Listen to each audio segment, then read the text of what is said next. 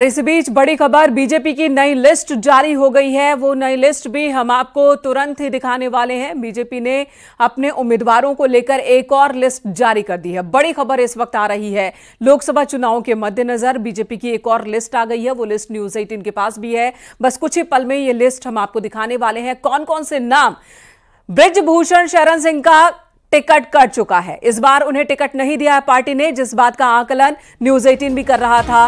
कैसरगंज से बृजभूषण का ticket cut गया है। बड़ी खबर इस वक्त, बीजेपी ने 2 और सीटों पर नाम का ऐलान कर दिया है, जिसमें कैसरगंज लोकसभा क्षेत्र भी है। इस सीट पर बीजेपी के मौजूदा सांसद का टिकट पार्टी ने काट दिया है। बृजभूषण शरण सिंह का टिकट कट गया है। उन्हें चुनाव मैदान में पार्टी ने नहीं उतारा है। हालांकि बृजभूषण शरण सिंह खुद ही चुनाव मैदान में डटे हुए थे, लगातार तैयारी कर रहे थे और बार बार दबाव बनाने की कोशिश कर रहे थे कि उनके नाम की अनाउंसमेंट हो जाए। वो बार बार ये कह रहे थे कि हम बहुत पीछे हो गए हैं, 53 दिन से ज्यादा हम पीछे हो चुके हैं नाम की अनाउंसमेंट को लेकर। लेकिन जो बात सामने आ रही थी वो अब पुख्ता हो गई है, उनका टिकट कट गया। वहीं एक और नाम आपको बता दें, रायबरेली से दिनेश प्रताप सिंह को बीजेपी ने उम्मीदवार बनाया है। तो रायबरेली को लेकर बीजेपी ने क्लियर कर दिया है। रायबरेली और कैसरगंज 2 लोकसभा सीटों पर बीजेपी ने अपने कैंडिडेट अनाउंस कर दिए हैं। इस नई लिस्ट में 2 नाम हैं। रायबरेली से दिनेश प्रताप सिंह चुनाव मैदान में, जबकि कैसरगंज से करण भूषण, जो कि बृजभूषण के बेटे हैं, उन्हें टिकट दिया गया है पार्टी की ओर से। बड़ी खबर इस वक्त, बीजेपी की ओर से 2 और लोकसभा उम्मीदवारों के नाम सामने रखे गए हैं। रायबरेली पर सस्पेंस खत्म हो चुका है। एक तरफ अमेठी से बीजेपी ने स्मृति ईरानी को, मौजूदा सांसद को, चुनाव मैदान में उतारा है, तो रायबरेली से भी टिकट क्लियर हो चुका है बीजेपी का। हालांकि कांग्रेस की ओर से अभी भी अनाउंसमेंट नहीं हुई है अमेठी और रायबरेली को लेकर। कल यहां पर आखिरी दिन है नामांकन का, इससे पहले ये अनाउंसमेंट हुई है। और ये तस्वीर हम आपको दिखा रहे हैं, पिता का आशीर्वाद लेते दिख रहे हैं करण भूषण सिंह, जो बृजभूषण शरण सिंह के बेटे हैं। उन्हें टिकट दिया है पार्टी ने और अपने पिता का आशीर्वाद ले रहे हैं।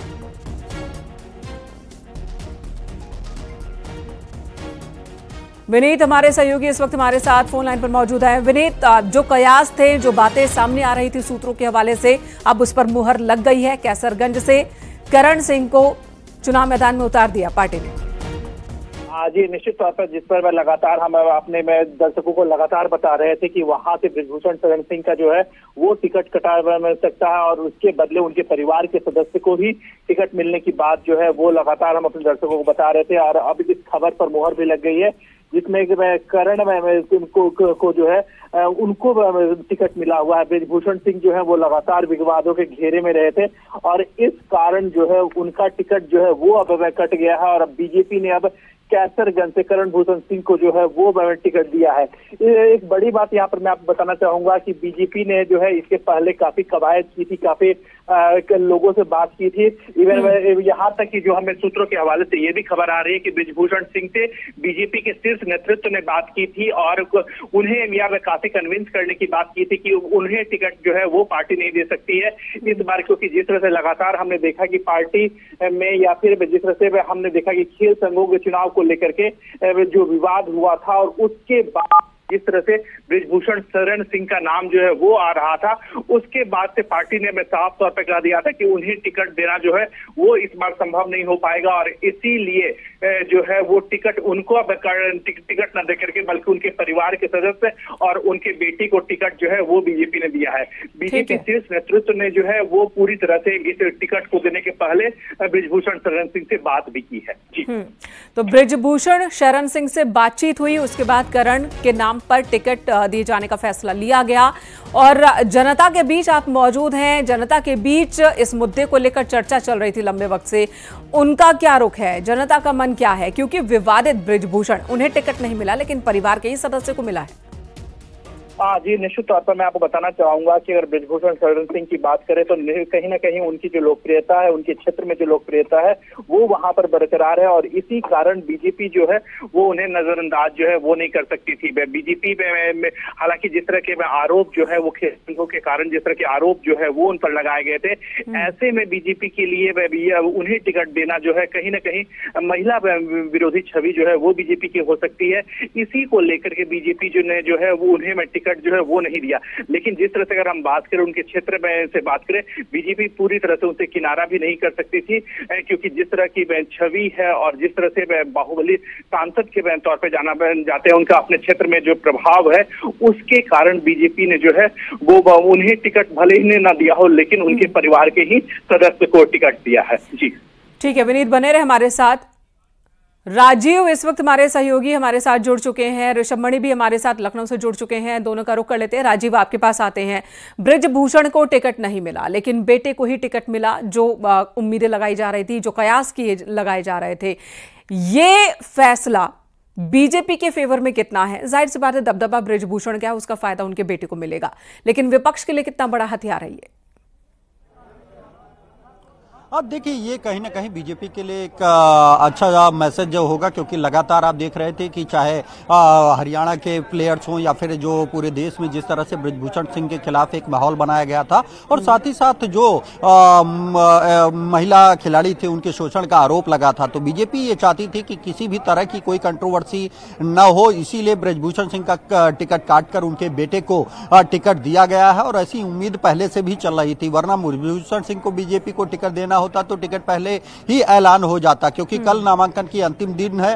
तो ऐसे में करण भूषण जो है कल नामांकन करेंगे, और क्योंकि वो बृजभूषण के बेटे हैं तो उतना ही सपोर्ट वहां के लोग करण भूषण का भी करते हुए नजर आएंगे। हालांकि इस दौरान रायबरेली से भी भारतीय जनता पार्टी ने दिनेश सिंह को प्रत्याशी बनाया है, क्योंकि रायबरेली अमेठी में इस वक्त जो कांग्रेस को, ठीक है राजीव, हम रायबरेली की बात करेंगे, दिनेश प्रताप सिंह की भी बात करेंगे, लेकिन उससे पहले कैसरगंज का ही थोड़ा और समझने की कोशिश करते हैं।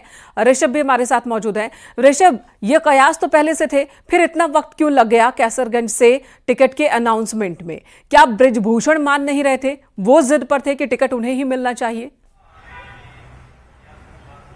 देखिए, ऐसा नहीं है। हमें पहले 2 चरण के चुनाव को भी देखना पड़ेगा। जो भाजपा की रणनीति अब इस फैसले के ऊपर समझ में आती है कि भारतीय जनता पार्टी ने भी पूरी कोशिश यही की है इस टिकट की घोषणा को डिले करने में, कि जो 2 चरण के पहले जो मतदान हुए हैं उनको निपटा लिया जाए, और जब अब आखिरी दिन है कल नामांकन का, तब उसका जो टिकट है वो डिक्लेयर किया जाए। बृजभूषण शरण की अगर हम बात करें, जाहिर सी बात है कद्दावर नेता हैं, लेकिन बीते दिनों जब वो एक कंट्रोवर्सी में सामने आ जाते हैं, तमाम महिला पहलवान उनके ऊपर शोषण का आरोप लगाते हैं, मामला कोर्ट में भी है, तो कहीं ना कहीं भारतीय जनता पार्टी हटो बचो की जो नीति थी वो उसके ऊपर चल रही थी। लेकिन बृजभूषण ने भी आसपास के कुछ जिलों में भी उनका इतना प्रभाव है, अपनी जाति के ऊपर भी प्रभाव है, लिहाजा कहीं ना कहीं भारतीय जनता पार्टी को भी ये बात तय करनी पड़ी कि ठीक है, बृजभूषण शरण हमारे उम्मीदवार नहीं होंगे, लेकिन उनके छोटे बेटे करण को टिकट दिया गया। प्रतीक जो उनका बड़ा बेटा है वो भारतीय जनता पार्टी से ही विधायक है, और अब करण उस दौड़ में आ गए हैं। तो कहीं ना कहीं भारतीय जनता पार्टी ने इसको डिले जरूर किया, सस्पेंस जरूर बनाए रखा,